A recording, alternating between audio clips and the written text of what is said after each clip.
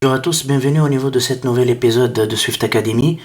Aujourd'hui, on va commencer une petite série sur la programmation réactive, à la base principalement de RX Swift. On va aussi s'intéresser à Combine et faire une petite étude comparative. En effet, j'utilise RX Swift depuis un bon nombre d'années, principalement depuis la version 5 de RX Swift, et maintenant j'aimerais vous présenter un petit peu mes connaissances, mes compétences et ce que je sais au niveau de la programmation réactive et ce que j'apprends chaque jour, soit en lisant des articles, des documents, ou bien en partageant des connaissances avec mes collègues au travail, puisqu'on utilise quotidiennement au niveau de notre projet RX Swift sur les différents parties à la fois graphiques, consommation de tout ce qui est appel networking, partout on utilise de RX Swift. Et c'est pour cela c'était l'idée de vous partager ces connaissances. Au niveau de cette première épisode, on va se focaliser sur une notion que je juge un petit peu avancée, mais c'est peut-être que le niveau chez Swift Academy, on cherche toujours à ne pas partir des bases, parce que on suppose que les trucs basiques ça existe sur partout sur YouTube, etc. Et du coup on essaie de présenter des nouveautés, ou bien de présenter des trucs et des astuces pour les gens qui nous suivent, qui peut-être sont intéressants pour n'importe quel développeur, même les développeurs qui sont seniors confirmés en termes de connaissances sur RX Swift, ou bien n'importe quelle technologie. Le site RX Swift, c'est un projet open source, vraiment, qui est arrivé avant Combine, c'est presque depuis, je pense, si je me trompe pas, depuis le 2013, que le projet, c'est un travail énorme, collaboratif, entre plusieurs développeurs. Il y a plusieurs contributeurs, presque 350 contributeurs, à des degrés différents. À la base, elle est maintenant à Swift. Et aussi, il y a des parties qui sont en Objective-C. Je suppose qu'il y a des trucs en Ruby aussi, le 1%. Maintenant, on est depuis la mai 2023 sur la version RX Swift 6.6, qui vraiment apporte beaucoup en termes de nouveautés. Et, et ça sera un petit peu la base de notre travail. On va travailler en utilisant RX Swift 6.6. Et du coup, on va commencer avec le vif du sujet pour vous montrer comment créer un décodable à la base de URL session, un décodeur générique de données qui nous permet de parser de façon générique n'importe quel type de données décodable qu'on peut le nommer. Et du coup, on aura ici notre projet. On va commencer par un projet en Playground, puis on va partir sur des notions graphiques. Ça sera dans les prochains épisodes. Et du coup, on va appeler ça RX Swift Decoder.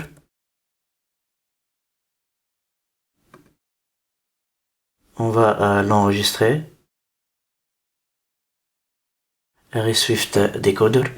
Et on va essayer d'importer RX Swift depuis SPM. On va arriver ici et ça existe au niveau de l'historique. On est à la version 6.6.0. On va add le package avec les différents un petit peu sous-packages, ou bien produits plutôt, qui existent. On a le RX Blocking et le RX Blocking ou bien RX Test. Ce sont des bibliothèques pour les tests unitaires. RX Cocoa, c'est la bibliothèque graphique à la base de RX, qui englobe aussi RX Cocoa Dynamique.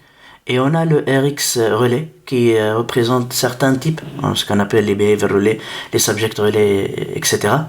Les Publish Relay plutôt. Tous ces produits-là, on va les exploiter au fur et à mesure. On va add le package. Vous retrouvez tout les dépendances avec la doc, tout ça, ça existe ici. Et on va partir d'un playground Et du coup, on va faire un new. On va chercher playground.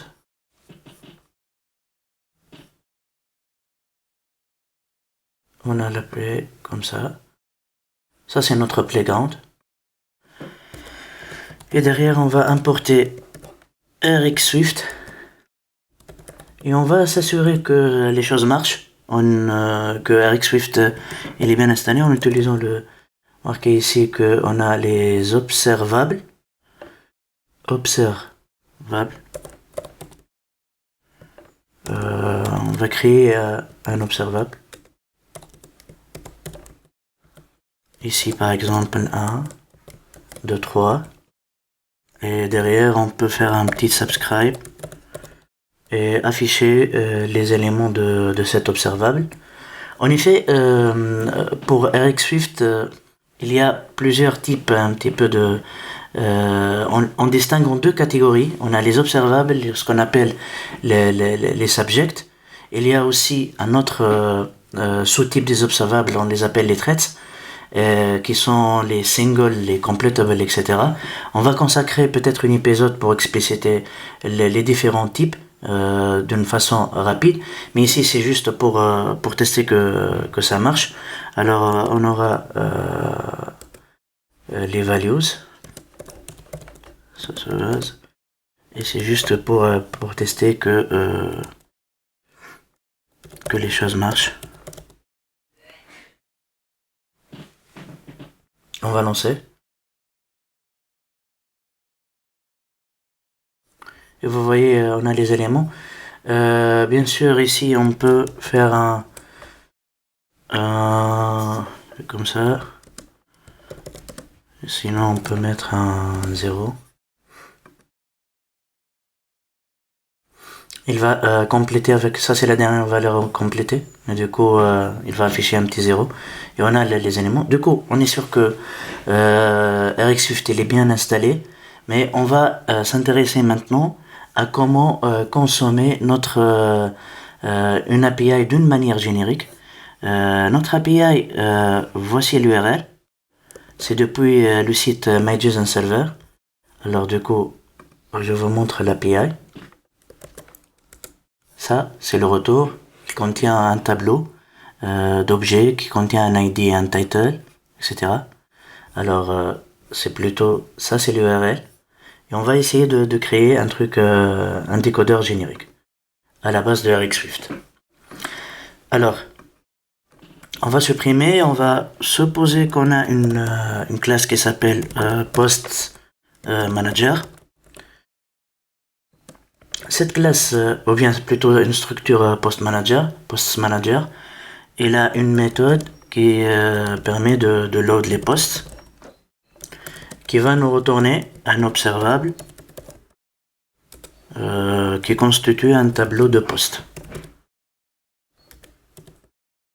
Du coup, ça c'est le tableau de poste et ce qui implique qu'il faut créer une structure qui s'appelle post et ce post, on peut dire que c'est un décodable puisque c'est un décodable. Bien sûr, il y a un return qui manque ici. Il n'y a pas de souci sur ce sujet. Derrière, on va essayer de loader les posts et afficher le résultat. Du coup, ça implique qu'on va définir un ID qui est normalement de type int et aussi un title qui est de type string. Alors, on est bon sur ça, normalement. On continue, vous voyez ici qu'on a préparé les posts, les ID et le title. Et on va essayer de loader un petit peu les posts à la base d'URL session. C'est-à-dire qu'on va faire appel à URL session de cette manière. C'est-à-dire on va faire un URL session .shared .load nos données. Mais on va le faire d'une façon réactive. C'est-à-dire on veut utiliser le rx.load quelque chose, load data, pour pouvoir récupérer ou bien décoder nos données, ou bien directement, je passe une URL, c'est l'URL de notre API, et derrière, il va me retourner la liste des postes. C'est ça l'idée. Alors, on aura un truc comme ça, un décode, et je passe l'URL. C'est dans notre cas, on va définir une URL. Let URL égale à URL string. Et on peut mettre notre URL, celle-là. On peut mettre notre URL. Et derrière, on va passer l'URL. Et aussi, on va passer le type, c'est-à-dire on va envoyer un truc de type post.self. Et c'est URL session qui va faire le travail pour retourner le résultat souhaité d'une façon directe. Alors ici, juste développer ça. Là on a ça. Ok. Et derrière, on va faire un return URL session avec les éléments. Bien sûr, il y aura des erreurs. Là, on le sait, il n'y a pas de souci sur ça. Tout simplement parce qu'on n'a pas ni la méthode. Ok, apparemment, on n'a pas URL. Du coup, faut peut-être importer, je pense, foundation.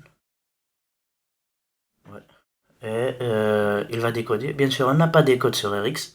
Alors, comment rendre URL session réactif? C'est ça la question. Et comment ajouter cette méthode, ou bien cette fonction décode au niveau de URL session?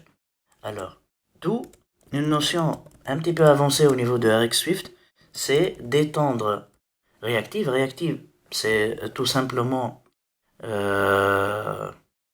réactive, c'est une structure qui contient bon, elle est à la base de Dynamic Member Lookup qu'on a vu auparavant, qui nous offre, c'est une structure générique qui part d'un type de base, dans notre cas par exemple le URL session, et permet de manipuler en runtime, en utilisant des binders, etc.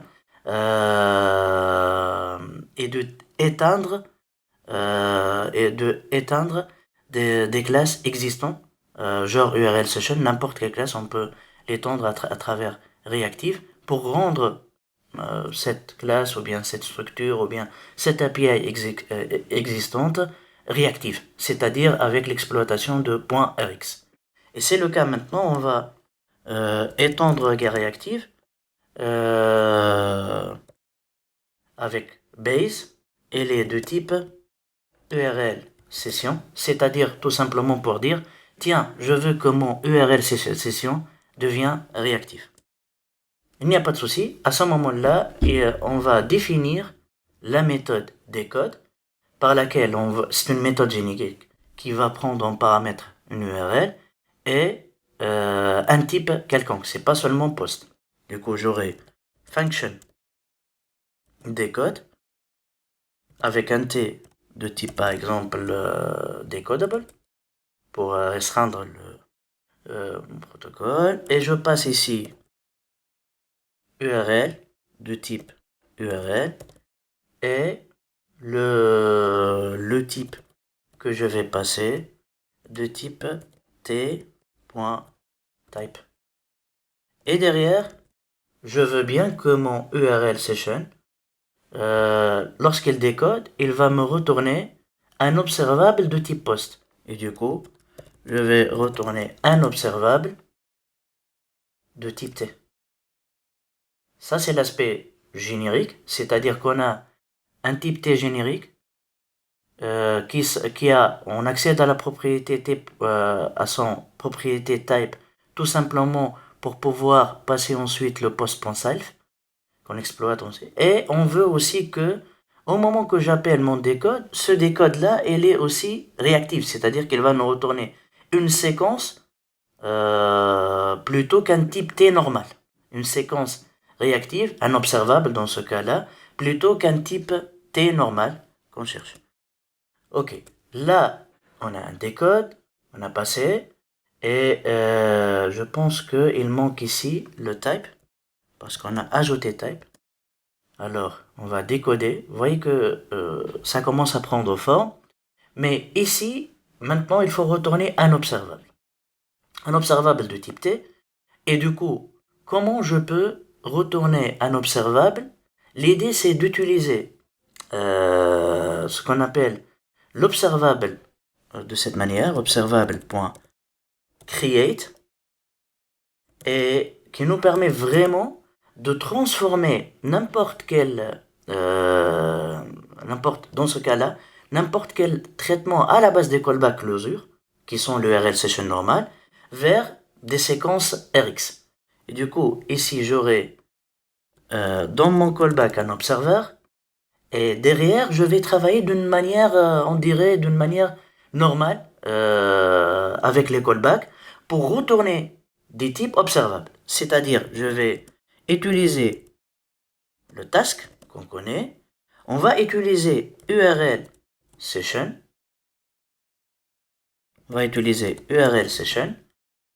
comme ça,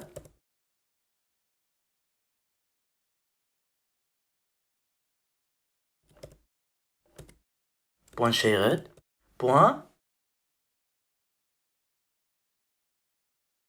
.datatask avec l'URL, puisque je passe une URL, j'utilise pas l'approche request, et derrière, j'aurai un completion handler, data, etc.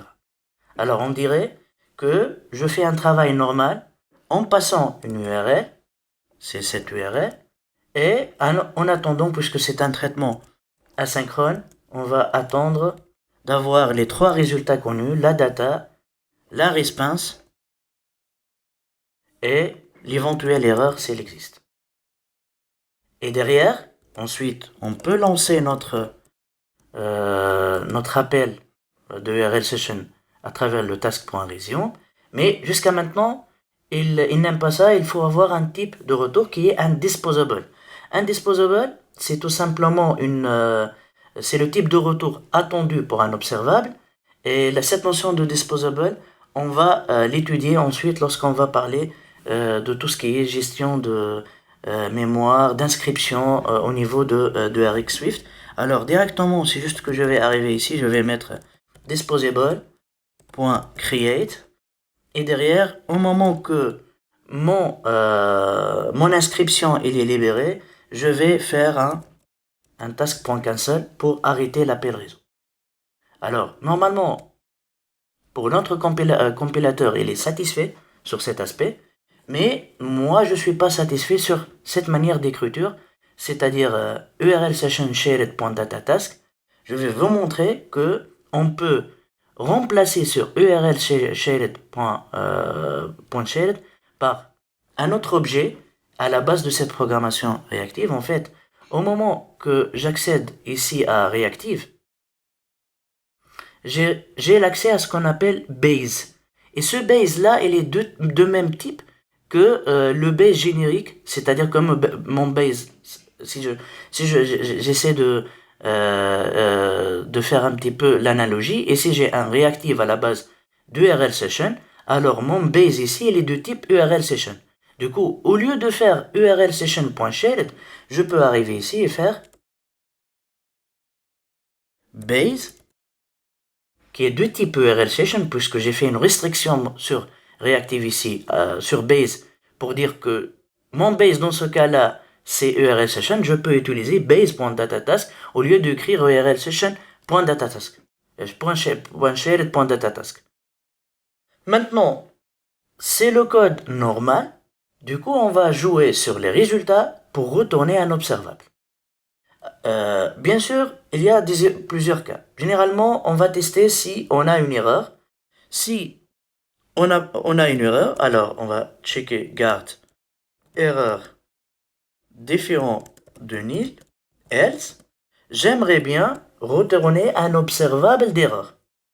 Et du coup, comment je peux faire ça? Je vais utiliser cet observeur, comme ça, observer, qui est tout simplement any observer de type decodable parce qu'il sait que j'ai fait une restriction, point, et ici j'ai les différents événements connu côté RX Swift, le onNext, le onCompleted, le onError, etc. Maintenant, je suis plutôt intéressé à la partie onError. Alors, je peux faire onError et j'arrive ici et je fais onError de cette manière et je fais un return. Normalement, parfois ça passe pas et du coup, en termes de casting d'erreur, la meilleure façon que je prétends toujours, et même pour la clarté de code, c'est de créer un custom error qui est tout simplement error et avec par exemple ce cas-là, case networking error par exemple. Alors on a un networking, alors du coup on aura custom error.networking. Je pense qu'il est satisfait maintenant, il n'y aura pas de souci. Là, c'est l'erreur. Maintenant, passons que peut-être j'aurai pas de data. Je ne vais pas s'intéresser à la partie response. Maintenant, on va supposer que c'est bon pour cette partie. Alors, on va checker si on reçoit déjà de la data. Alors, on va faire getLet, else. De la même manière, on va retourner un observer.error, mais cette fois peut-être envisager case no data. Alors on aura le case no data. Maintenant on a de la data, mais peut-être il faut parser la data maintenant. Ça c'est le parse de la data. Et du coup, au moment que je parse la data, il faut que je check getLet, par exemple JSON result. Bien, je peux l'appeler, oui, plutôt JSON result, c'est mieux. Comme ça. Alors, on va utiliser le connu, le fameux JSON décodeur directement afin de décoder, mais maintenant en utilisant le type générique. Alors, on aura le type ici à partir de la data. Alors, sinon, le else, on va déclencher un observable, mais cette fois avec, par exemple, l'invalide data. Avec un invalide, une erreur invalide data. Alors, on aura ici un invalide data. Si tout est bon, alors on peut envoyer un observer, point, cette fois en next. Et il y a plusieurs manières. On peut l'écrire de cette manière, c'est-à-dire en next, comme ça, ou bien on peut l'écrire de cette manière, le en, point. Vous voyez que même ici, je pouvais écrire en avec le point error, etc. Il y a plusieurs manières d'écrire en RX Swift. Et c'est vraiment très intéressant. Et je vais dire, ok, moi j'ai retourné le résultat. Pas besoin de, là plutôt, hop, observer. Il faut que je m'arrête, c'est-à-dire que c'est bien, j'ai complété. Et du coup, alors je peux faire onCompleted ou bien je peux faire aussi on.completed et ça marchera nickel. Alors vous voyez ici, si je récap, j'ai créé un nouveau opérateur qui s'appelle décode. Ce décode, il prend en paramètre l'URL et le type de décodage. On va essayer d'éteindre la structure réactive qui appartient à RxSwift à la base de URL session. On va exploiter d'une manière normale l'URL session que j'ai appelé, bien sûr, on l'appelle ici base. C'est tout simplement l'URL session.shared. Je traite les différents cas. Et enfin, si tout est bon, je retourne le résultat avec l'événement en completed pour arrêter l'émission au niveau de la séquence. Pour le sujet de disposable, c'est le résultat voulu. Là, je vais consacrer un autre épisode pour expliquer tout ce qui est disposable, etc. Là, maintenant, on a le load post. Normalement, on est bon. On va essayer de récupérer les données, de créer un post manager. Point. Vous voyez ici load post. Point subscribe. Et derrière, lorsqu'on a un subscribe, vous voyez ici qu'il arrive à comprendre qu'on veut retourner un ensemble de posts. Et derrière, on va printer les posts. Là, il y a un problème networking. Pourquoi il y a un problème networking? On va essayer de voir. Peut-être qu'il y a un problème au niveau de l'URL. Je pense que l'URL, elle est bien correcte. Sauf que peut-être j'ai loupé quelque chose. Là. Ah oui, plutôt j'ai inversé ici. Malheureusement. Alors, l'erreur. On n'a pas d'erreur, du coup, c'est égal plutôt que celle-là.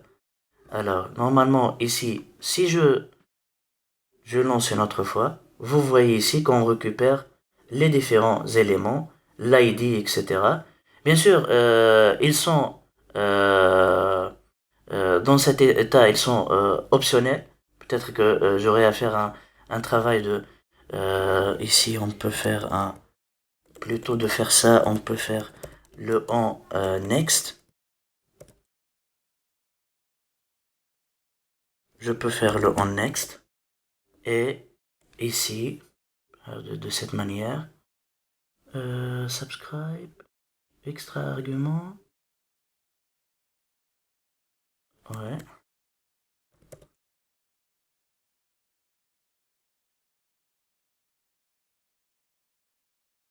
Du coup, on aura le post manager. On peut écrire de cette manière que je juge très intéressante. Alors, on peut faire le on next, tac, avec les posts ici, in, et je peux printer les posts. Et du coup, on n'aura pas de, normalement, les valeurs optionnelles que vous voyez ici. Là, le LDDB.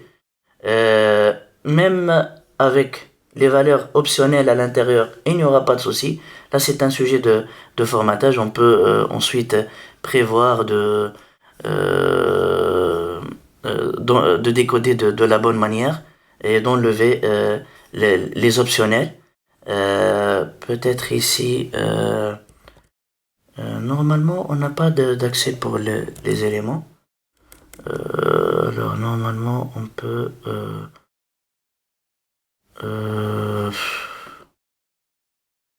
on peut peut-être faire un post for each post print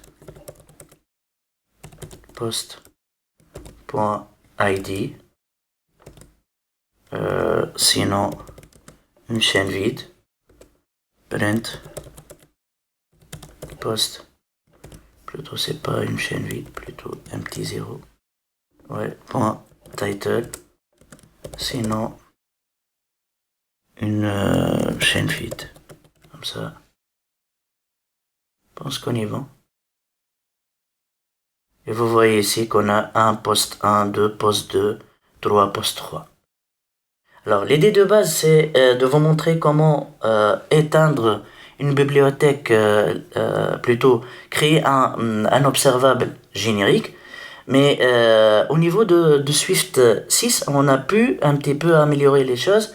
Et la communauté nous a offert un décodeur, un décode, qui sans utiliser cet aspect générique, c'est-à-dire que tu peux directement décoder à la base d'un URL session, faire un appel vers pour récupérer les données en utilisant URL session, et tu peux décoder vers n'importe quel type d'une façon gratuite sans créer un petit peu cet opérateur comme je fais moi de cette manière.